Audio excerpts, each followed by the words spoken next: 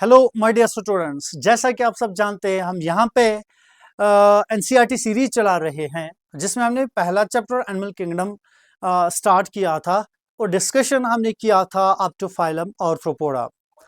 And ये जो series हम चला रहे हैं that's for class 11th 12th and NEET, specially if we just talk about JK BOSE जो कि इस साल 2025 के लिए क्या बोलते हमने स्टार्ट की है। तो इसी के साथ आज जो हम डिस्कस करने जा रहे हैं, जो टॉपिक हमारा है that is regarding phylum what we call as Mollusca. Now अगर हम स्टार्ट कर लेते हैं फाइलम मोलस्का को, इनके कैरेक्टरिस्टिक्स को डिस्कस कर लेते हैं। सो पहला जो पॉइंट हम देख लेते हैं दैट इज ये जो मोलस्का है it is the largest phylum of kingdom, sorry not largest, second largest phylum of what we called as kingdom Animalia. Largest कौन हुआ करता था? That is phylum Arthropoda. Arthropoda के बाद आ जाता है that is Mollusca, it is second largest. अब अगर हम सीक्वेंस के हिसाब से इनके हैबिटेट की बात कर लेते हैं, हैबिटेट में यूजुअली सम इसमें होते हैं, वो क्या होते हैं? टेरेस्ट्रियल होते हैं, मतलब लैंड लिविंग होते हैं। कुछ क्या होते हैं बेटा? एक्वेटिक होते हैं, you know that aquatic habitat. इसमें से कुछ क्या होंगे? मैरीन होते हैं, मतलब सल्टी वाटर में रहते हैं। इनफैक्ट कुछ ऐसे होते हैं जो कि फ्रेश वाटर में रहते हैं।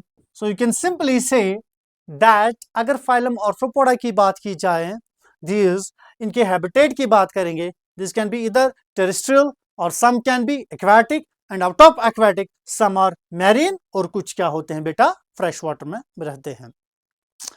नाउ अगर हम थोड़ा और आगे चले जाए, इनमें लेवल ऑफ ऑर्गेनाइजेशन क्या होता है? तो remember that is organ system level of organization. So level of organization in case of mollusca that is found to be as organ system level of organization। and खासकर अगर इनके germ layers की बात कर लेते हैं, these are triploblastic। what is triploblastic? you better know is that जो कि embryonic stage में कितनी layers पाई जाती है? 3 layers पाई जाती है, outer ectoderm, middle mesoderm and inner endoderm। Okay and उसके बाद जो एक और कैरेक्टर इनका आता है, usually this are found to be as coelomates. What is coelomates? यानी इनमें ट्रू बॉडी कैविटी पाई जाती है। So let me just revise it. Second largest phylum पाया जाता है, टेरेस्ट्रियल या एक्वेटिक होंगे, एक्वेटिक में या मैरीन नहीं तो फ्रेश वाटर होंगे। In fact if we just talk about their level of organization that is organ system level of organization, usually triploblastic होते हैं। एंड खासकर सीलोम की हम बात कर लेते हैं, this are found to be as coelomates. Now अगर जैसे मैंने ऑलरेडी बात की है रिगार्डिंग फाइलम आर्थ्रोपोडा की, उनके एक्सोस्केलेटन की, that is made up of chitin और काइटिनस एक्सोस्केलेटन। सिमिलरली अगर मैं मोलस्का की बात कर लेता हूं, इनके बॉडी के बाहर खासकर हम शेल की बात कर लेते हैं, that shell is found to be as calcareous, PYQ है calcareous shell। so in case of mollusca that is the shell is found to be as calcareous। okay अब अगर हम इसके बॉडी की बात कर लेते, एक इंपॉर्टेंट कैरेक्टर जो फाइलम मोलस्का का है, याद रखें बेटा, ये सॉफ्ट बॉडीड होते हैं, these are soft bodied covered by calcareous shells। And खासकर जो इनकी बॉडी होती है these are unsegmented, मतलब बॉडी के ऊपर कोई भी सेगमेंट नहीं पाया जाता है। बट देयर आर सम, जो कि यहाँ पे हमको डिस्कस नहीं करना है, कुछ ऐसे आर्थ्रोपॉड्स है जो कि सेगमेंटेड भी पाए जाते हैं, but here we do have to deal only with those who are unsegmented. ठीक, so body is unsegmented. But अगर हम बॉडी के डिविजन्स की बात कर लेते हैं, यूजुअली अगर मैं यहाँ पे बनाऊंगा थोड़ा सा स्ट्रक्चर इनका, दैट इट्स लाइक दिस, और यहाँ पे you will be able to see the structure like this. What is this? ये the anterior part we called it as head. So head होता है, and are able to see this very structure, this is called as visceral hump. This is called as visceral hump. And next जो यहां पे part आ जाता है that is called as muscular foot. So the body do contain three regions. One is what we called as anterior head पाया जाता है.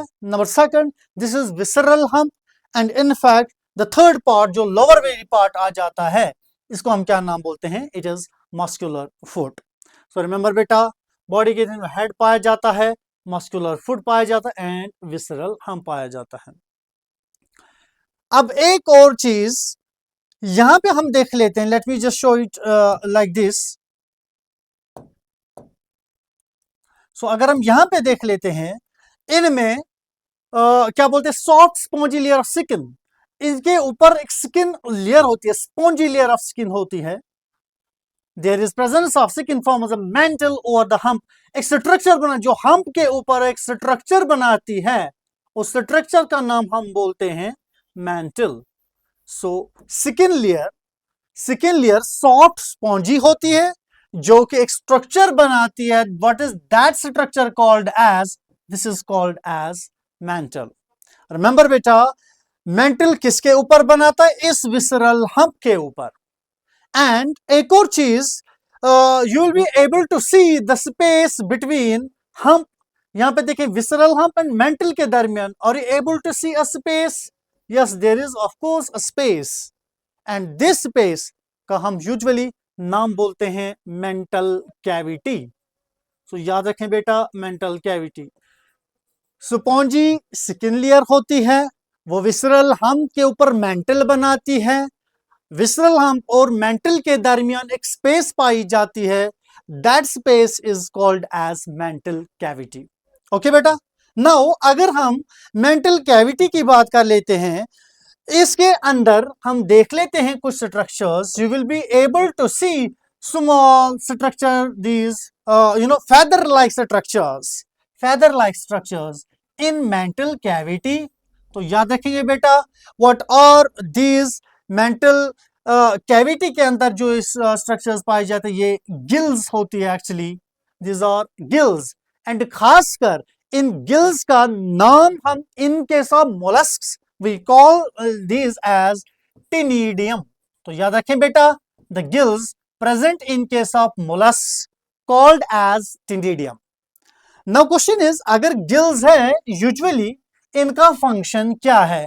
तो रिमेंबर बेटा, गिल्स का यूजुअली फंक्शन होता है respiration, and besides respiration in case of molluscs they do have another function. And what is that function? That is removal of what we called as body waste. We call such a mechanism as excretion. So tinidium का function is what we call as excretory in a function. ठीक है.